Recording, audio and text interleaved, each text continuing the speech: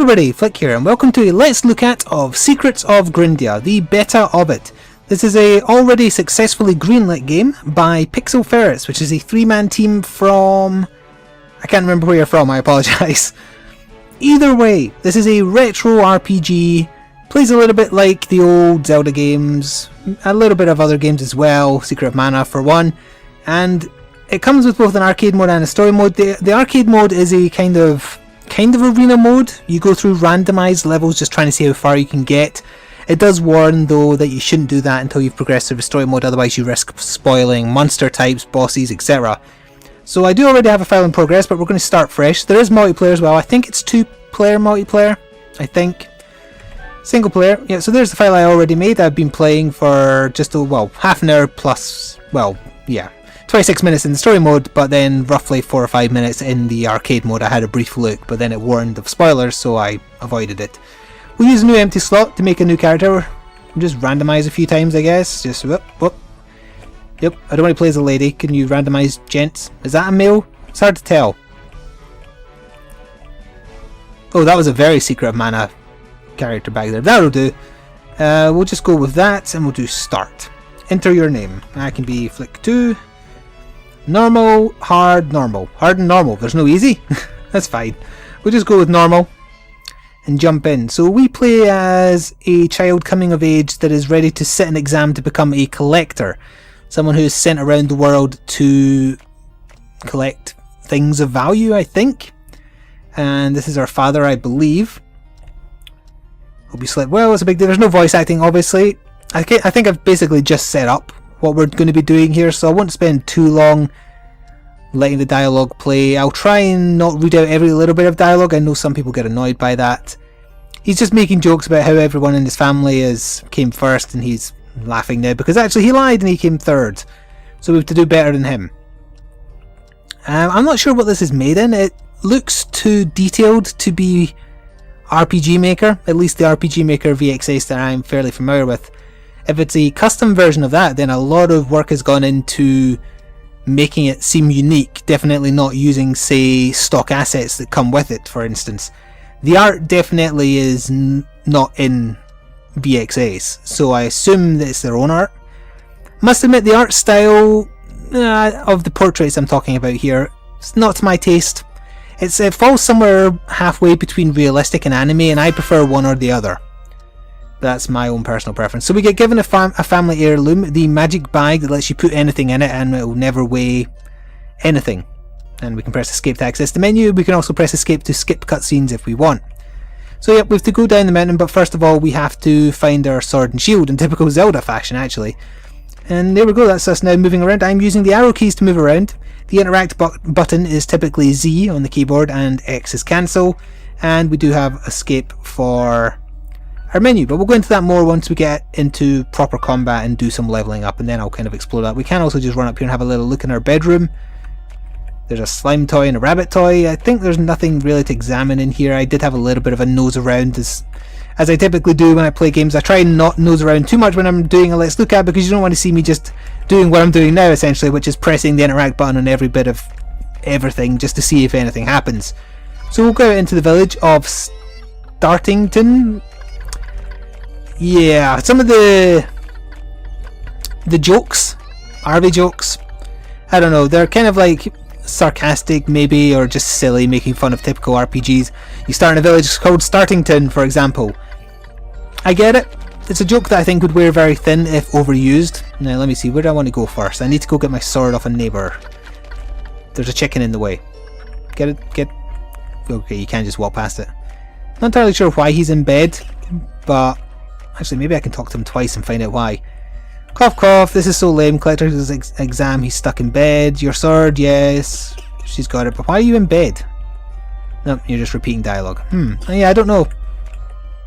Your sword, oh that's right, you can have that dangerous toy right back, thank you very much. Good riddance, I say. You won't believe the pottery bills I've got him because of that sword. That's a reference to Zelda if I've ever heard one. So we've got our sword, we can swing it around with the Z button. Screw you and your barrels, missies. Oh, we stole a carrot. We're thieves, we really are like Link. We also got jar shards, which I assume is for crafting, although I've not dabbled in crafting. Yep, I just stole your carrot. feel kind of bad about that now I think about it. I mean, he could be dying for all I know. And the shield we want is over here in the, what did they call it, like the cave of storage or something like that. I quite like that naming convention. And this sign is helping us out by saying you need the sword first because you need to cut your way to the... There we go. Actually, no, I didn't, because I managed to grab that without breaking the crates in front of it, but that's okay. So now we have a shield, and what all those lines of dialogue were explaining was I can hold the X button to shield, but you have a shield bar, so the more you get hit while that bar is up, it drains. If it goes all the way down, your shield temporarily breaks and you become unable to defend against anything. And let's just pick up some of this stuff and then move on, and we can now successfully leave the village because we have everything we require. Get out of the way, old man. I'll just fast forward his text actually because he says absolutely nothing of value. And we'll get out here and actually get into some combat after having a conversation with our bag, which actually turns out to be sentient. That's right, I'm a talking bag, whoop-de-doo. Look kid, I know your old man said some heartfelt things back there, but let's set the record straight right away. I'm in it for the loot, aren't we all? Nothing more, nothing less. When I offer you my invaluable advice, it won't be because I like you, it'll be because, as useless as you are now, you'll be even more so if you're dead. Fair enough. He's just called Bag, as far as I'm aware. And he likes that we don't talk much, because in typical fashion, we don't actually literally say anything. I'll make you the king of collecting. I suppose that makes more sense to me now that I think about the game is kind of making fun of old style retro RPGs as much as it is a homage to them as well. You do collect a bunch of stuff rather pointlessly in some of those games, so I guess that's why you're striving to be a collector in this. So yeah, his little tips in the corner there will appear now and then to help you out. Thankfully they're not accompanied by a hey listen, because that would be both a tad too on the nose and also exceptionally irritating. We get, oh, that's something the old man gave us. He gave us a two-handed stick if you want to try two-handed style. I'll stick with sword and shield for this build because I went two-handed on the off-screen build, and we have some slimes that would not look out of place in Ragnarok Online that we can just get straight into having a little bit of a fight with. Our XP bar is in the top left corner beneath our energy bar and our health. So we'll quickly get a level and then I shall get to show you off. Is that what I just said? I think it is. Let's pretend I didn't. I'll get to show off the class leveling mechanics. You can mix and match skills from 3 kind of tiers. Generally defense based skills, offensive based ones, and then also offensive magic based skills. The yellow numbers are critical hits also. I feel really bad killing these rabbits. They don't really seem to attack you unless you hit them first. Oh, there we go, we got a level. And they seem so cute, and then I just murder them with a wooden sword. So we'll press escape and we can go to level up. So yeah, we get bronze tokens and then eventually silver and gold, which are required for the higher tier skills. So in combat we could get one-handed skills, we can get two-handed skills, we can also get passives, but they haven't been implemented in the game yet. And we have magic of various elements. We also have support of defensive, and then the other ones are also locked. Let's do fire this time because I did lightning off camera. What is the first one? It's just a basic fireball to burn enemies. Or do I want a combat skill first? Piercing dash. Dash forward with your weapon in front of you, hitting foes as you go. Or I could do blade flurry. Let's do that. Right, so we have blade flurry and it will be hotkeyed to C. Can I hold that down? I can, you can charge. Makes it do it longer. Okay, good, I understand that. Let's see how much damage it does. Oh, I'm never going to get close to a bunny at this rate. There we go. Pokes of Doom! Right, and we'll go speak to that NPC up there just for the sake. Really get to see some more of the art in the game. Ah, life is wonderful up here, no trouble or fear, and nature is dear, ain't it dear? No.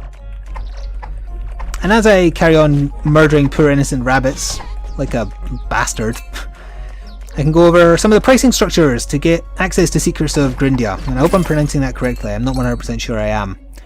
But anyway, this is the pre-order beta build that I am currently playing at present. There's a lot of almost Kickstarter-esque tiers on their website, and depending on which tier you buy in at, you get more rewards. So the base tier, which is a copy of the game DRM free and via Steam, is $15. So that's about £8, which is a fair price, I would say.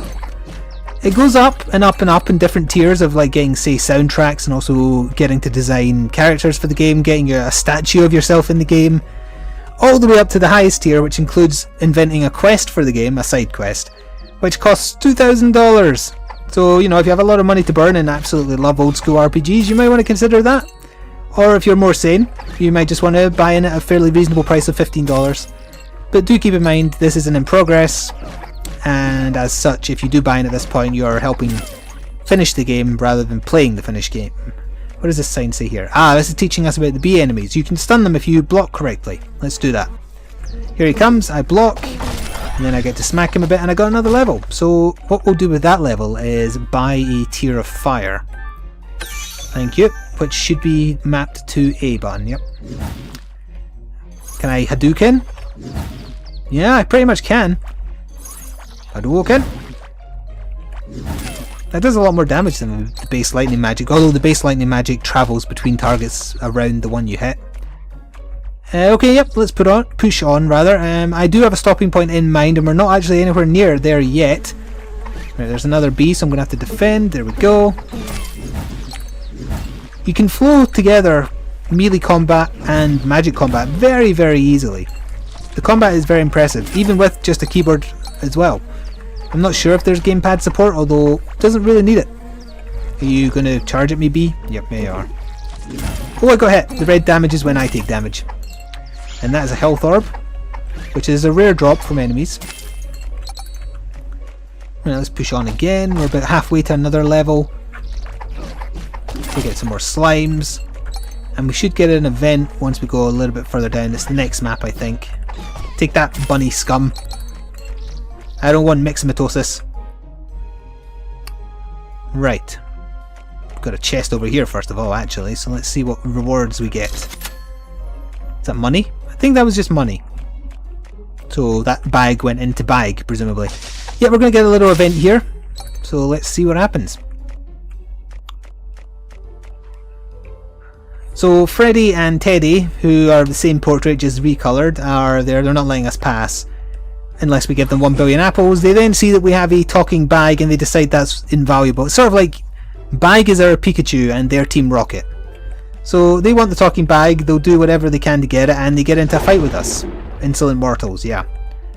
So we get to kill them, and let's do that. And it's a very, very easy fight against these two, because it's kind of like a joke fight. So we just go, oh, I meant to block the attack, but never mind. They take one hit and then they die. Well, they don't die, they get knocked out. And their boss comes and tries to back them up. So we'll just talk through this. Again, the dialogue is not particularly important, it's just very typical stuff. So she knows who we are for some reason, and she decides that, I don't know, we're special. Typical RPG trope. So she takes us on, and she is a proper boss battle, and she uses a twin blade. It's almost like Dark Souls. I like her fighting style. So we have to get into a fight with her. She's very pattern based and pretty damn easy. We're going to throw fireballs at her until she gets close enough to charge me, and then I'm going to move out of the way. Like so. She's going to get dazed, and then we're just going to smack her a lot. Her health bar appears along the bottom. She's going to be undazed, so we're just going to go over here. Fireball, fireball. I need to regen my energy. Very, very simple, but obviously for the very first boss that's to be expected. The animations are very fluid. I love the sprite work in this game. I do have a soft spot for it. We defeated her and got a level. I do often wonder when I cover these retro games that I played this style of thing when I was a kid, that's why I like them so much. I'm curious the people who didn't grow up with this, when all games looked like this. Do they care as much? Do they get as much satisfaction out of a retro looking game? I'm genuinely curious whether they do. Can they appreciate it just on its own merits rather than for nostalgic value or parody value in this case, because it's kind of making fun of old fashioned RPGs? I'm not sure. So if you're not my age, if you're not used to playing games like this, would you find it enjoyable? I think you still might, as long as you're into RPGs. I think it's an exceptionally well made one. It may look deceptively simple, but it has a great deal of depth, and I mean, as I was saying just now, the sprite animation I absolutely love. They haven't half-arsed it at all. It does seem like there's a crafting system in the game. I haven't found it yet. The boss battles are well thought out. I like that they have pattern recognition in them as well. It isn't just the same case as a Zelda boss where, you know, you need a certain item to beat a certain boss because that's their weak point, etc. We get plant enemies out. I wonder if fire does more damage against these guys. No, that's a shame. So there's no elemental stuff. Yeah, these plants are vicious. Ideally, I just want to throw magic at it until he dies. Yeah, there we go. So the village is off to the left. We're going to go there. We're going to be late for the exam at this rate. And I do want to actually do all the exam on camera before we finish up. Oh, we got a level, didn't we? I forgot. Let's do another level in Fireball, because Fireball is working well for me. And then if I do get another level through the course of the video, I will get the second tier fire spell, assuming it lets me. So here we are. This is our friend, I guess, who looks like almost like Naruto, I guess, if he had 3 whiskers instead of 2 scars. Whatever, anyway, so Luke is just talking to us and then he runs off to the exam. We have to follow him. And then Bag is bitter and sarcastic. Okay, so I'm not sure what these are. These are all over the place. I think they're checkpoints, but they don't seem to activate when you walk over them. And as you might be familiar with, look, there's a ginger dwarf there called Simon. I get it. I don't approve, but I get it.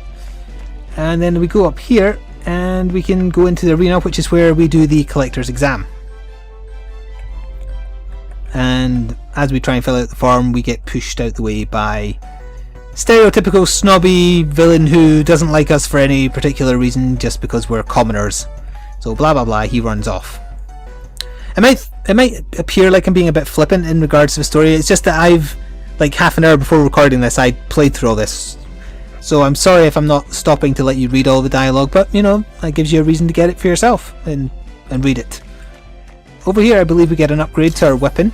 We do indeed, so we'll be doing that. So now we have a better short sword. There's also a broadsword we could be using, but yeah, you know what? No, wait, no, I can't switch that because I've got a skill for single-handed. Let's change back to equip item. That's the one. Yeah, so we can still use our fireball and still use our poke of doom. I think this is a reference to Taki from the Soul Calibur Soul Blade games. I'm not 100% sure on that. Either way, if these people are references, these I don't get, although they do seem familiar to me. But anyway, let's just get on with it. We'll start the exam. It's in 3 phases, basically just to give you tutorials about some of the stuff you can get it up to. The first one is the fishing minigame, which works basically the same as a mixture between Monster Hunter and Breath of Fire. So we'll just fast forward this. The announcer bugs the hell out of me. Mr. Plot. Yeah, so we've just to fish, ready, go. We just press A to fish. We wait until the... what is that called? The buoy? We wait until it's fully submerged. Any second now. We press A and then it triggers the Breath of Fire type minigame where we've just to keep the fish in the bar here, otherwise he will escape the line. Which is exactly like how Breath of Fire 3 did it. It's a very fun system.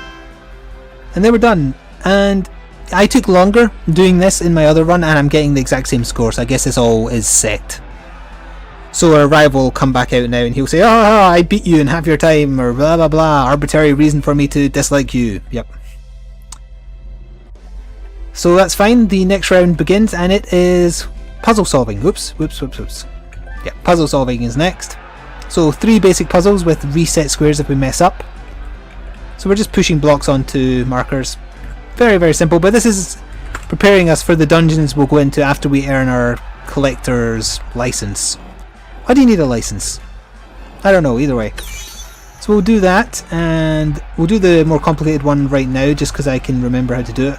I actually messed this one up the first time I was doing it by 1 block. Although every time you step on the reset block, it resets 1 move, not every move, which is very handy. So we'll get that up there. We'll get this along here. And that's it. We just need to shove that one up and then we're done. Yep, easy peasy. Get over there. And then all the way around. I assume you can't push it off the platform, that's why I did it that way.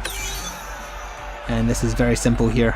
Just up, along, done. And then the final round is the only one that's any real challenge. It's the combat one. I think once again we get goaded by our rival for no real reason. Yep. Anyway, let's go on to the fun round. No! Why does it default to no? Right, the fighting round. Bring it on. We just have to fight a bunch of slimes, but then it starts to escalate. This is probably the bit that's most like the arcade one, although the arcade one, as far as I can tell, has a much more randomised element. You can also like buy perks that carry over even if you die and so on. It seems like they've put a lot of effort into not just providing a story experience, and I'm really impressed by that, although I can't speak from personal experience because it scared me off when it said, you know, there's spoilers if you do this mode, so play the story mode first. So try it at your own risk. In the trailer that you can see on the Steam store page and also their website, I believe, it shows off some more of the arcade mode, so you can look into it yourself. Looks a lot of fun. I imagine it'd be a hell of a lot of fun co-op too. Should really be throwing more fireballs. In fact, I should be doing more death pokes. Ah, plants of death. I hate you. Oh, and I don't have enough AP, whatever.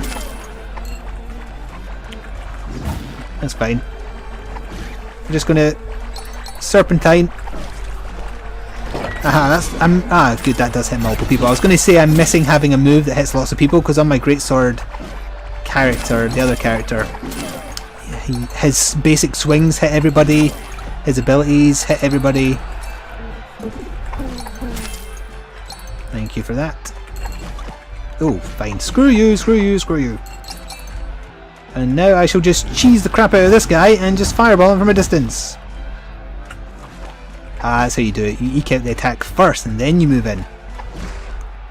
Done. And then we have to fight a boss. Ladies and gentlemen, I think it's time for a twist. This year it's time for something spectacular. I present to you the horrific Giga Slime. There's the Giga Slime. Oh, I got a level as well. I wonder if the game pauses when you level up. Haha, I've seen my fair share of ridiculous things in my days, but boy, this takes the prize. Although then... it grows! Make my monster grow, etc. Isn't it an adorable abomination? The wobbling giant. Now can I pause the game? I can. Because I want to buy another tier of fire. What is this? Meteor. Guide a rock from space and send it crashing down on unsuspecting enemies, dealing massive damage. Can I buy it 1 bronze pip? I can.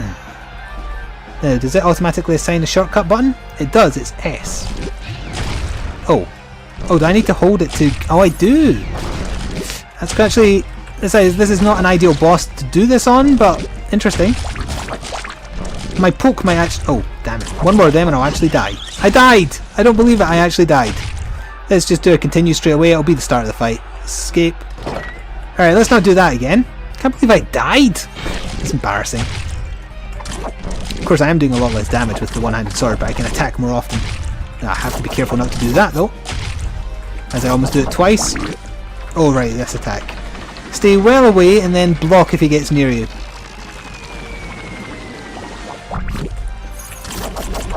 Ooh, that is doing a lot of damage if I have enough EP to channel it. Jump. You move slower in the slime, by the way. This is going to catch me this time. Yep. I'm blocking! I'm blocking, damn it! Must have been because it was side on.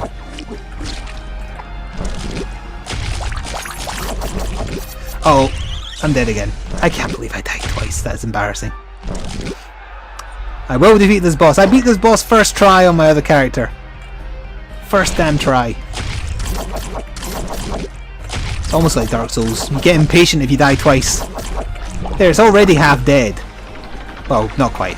Let's say that's just over a third. Yeah, you need to go around the whole outside ideally. Ow. Oh no, I triggered it again already. Alright, let's hide down here. He shouldn't catch me because I'm not stuck on the slime. Jump. Yep. Jump. Nope. Jump.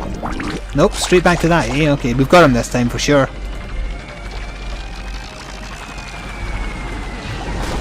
Oh, come on, that missed. That missed? Okay, maybe I don't have this. It's probably going to turn again, if I had to guess.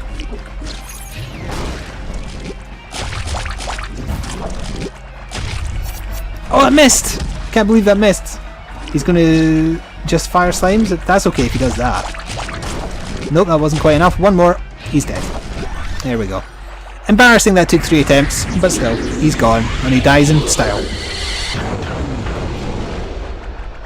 There we go. Oh, you're standing in his guts. Blah blah blah blah blah. something happens, another slime appears, we kill it, and we get a rare drop from it.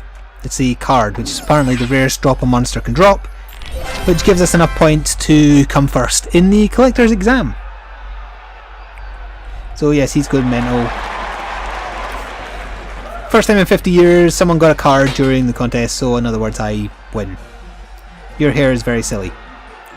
But look what I mean about that sprite animation. I love the sprite animation in the game, it's really well done. Combat itself is fun. It's a little finicky sometimes to dodge and manoeuvre, I would say.